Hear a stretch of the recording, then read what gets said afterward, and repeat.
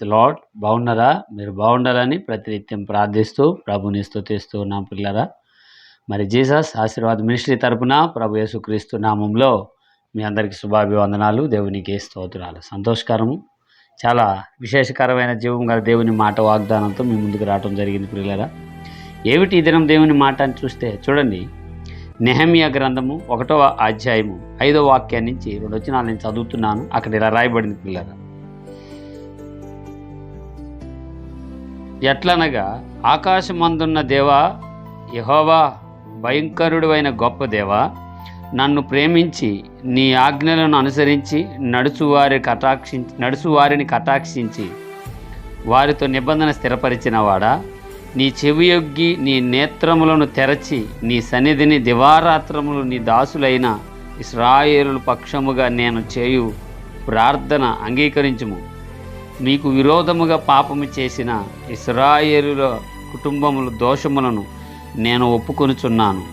నేనును నా తండ్రి ఇంటి వారును పాపము చేసి ఉన్నాము. దేవునికి స్తోత్రం. ఏమండి, ఈ 2-3 వచనాల్లో, ఈ 5-6 వచనాల్లో మనం చదివితే, నెహెమ్యా గారు తన ప్రజలైన ఇశ్రాయేలుల నిమిత్తమై దేవుని ఎదుట మోకరించి కన్నీరు విడుస్తూ పాపము ఒప్పుకుంటూ ప్రార్థన చేస్తున్నట్లుగా మనకు కనబడుతుంది. అది ఏ అతిక్రమంలో ఆ కాలం నాటి ప్రజల దోషాలు ఏమిటో మనకి చూస్తూ ఉంటాం దేవుని పరిశుద్ధ గ్రంథంలో. అయితే ఇవన్నీ ఒక నెహెమ్యా గారు ఒప్పుకుంటూ, ఆకాశమందున్న దేవా యెహోవా, ఒక్కసారి నేత్రాలు తెరిచి నన్ను చూడు.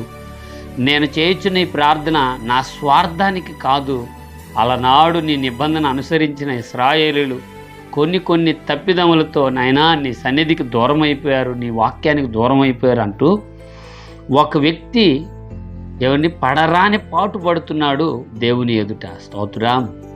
అయితే ఈ పూట వాగ్దానంగా దేవుడు ఈ మాటను ఎందుకు ప్రస్తావించాడు అంటే, పిల్లరా, మన కోసం మనం ప్రార్థన చేసుకోవటం అన్నది ఎంతైనా అవసరం ఉంది. ఇక్కడ చూస్తే ఇశ్రాయేలీలు ఒక తెగవంతా రక్షింపబడాలని, ఓ గోత్రాలన్నీ తిప్పబడాలని ఒక్క మనిషి ప్రయాస ఎంత ప్రయాసపడుతున్నాడో చూడండి. దేవునికి స్తోత్రం.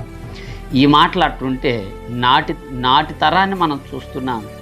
నేటి తరాన్ని మనం ఊహించుకుంటే ఎంతమంది ఇంత మాత్రం దేవుని ఎదుట తన కుటుంబ సభ్యుల కొరకు, తన గోత్ర సభ్యుల వరకు, దూరాన సమీపాన ఉన్న తన బంధువర్గాలందరూ దేవుడు మార్చాలని, దేవుడు దోషములో నుంచి వారిని విడిపించాలని, రోగము నుంచి విడిపించాలని ఎంతమంది దేవుని ఎదుట ప్రాణార్పణంగా అని చెప్పొచ్చు. ఆ మాట ప్రాణార్పణంగా పోయబడినట్లుగా ఎవరుంటున్నారు ఈ కాలంలో? ఈ వాగ్దానం వీక్షిస్తున్న దూరాన సమీపాన ఉన్న ప్రియ సహోదరులారా, వాక్యమైతే వినే వాళ్ళం చాలామంది ఉన్నాం, ప్రార్థన చేసుకునే వాళ్ళం ఇంకా బహుగా ఉన్నాం. కానీ ఒకరి కోసం త్యాగపూరితమైన తీర్మానము, ఉపవసించటం, కన్నీళ్లు విడవటం, నిద్రాగారాలు లేకుండా దేవాతి దేవుడును పరిశుద్ధుడైన యేసుక్రీస్తు దేవుని మందిరములు కనిపెడుతూ, అయ్యా వారి దోషాలు నా దోషంగా ఎంచు, వారి అతిక్రమములు నా అతిక్రమములుగా ఎంచు, మీరు కటాక్షించి నీ నేత్రాలు తెరచి వారి స్థితిగతులను చూడండి, రక్షణ వైపుకు తిప్పండి అన్నట్లుగా ప్రయాసపడేవారు ఈ తరంలో చాలా కష్టంగా కనబడతారన్నదే మనం అనుకోవచ్చు. అయితే ఎవరు ప్రార్థన చేసినా దేవుడు ఇని ప్రత్యుత్తరం ఇస్తాడంటే బహుశా ఇట్లాంటిదే కాబోలేము.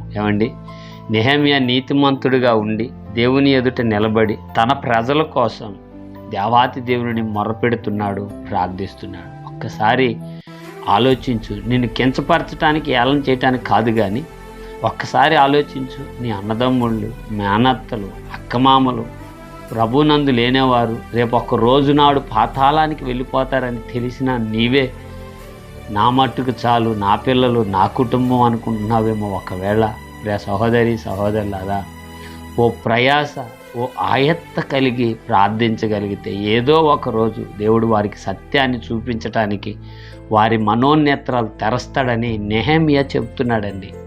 ఆశ్చర్యం కాదు? ఒకసారి ఆలోచించు.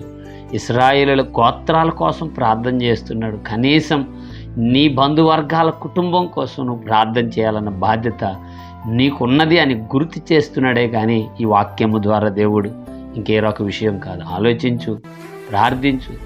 నీ రక్త సంబంధికులు అందరూ మారు మనసు పొందు నిమిత్తమై ప్రభు దండి మెండి కృప నీకు దయచేయగాక. ఆమేన్. ప్రార్థన.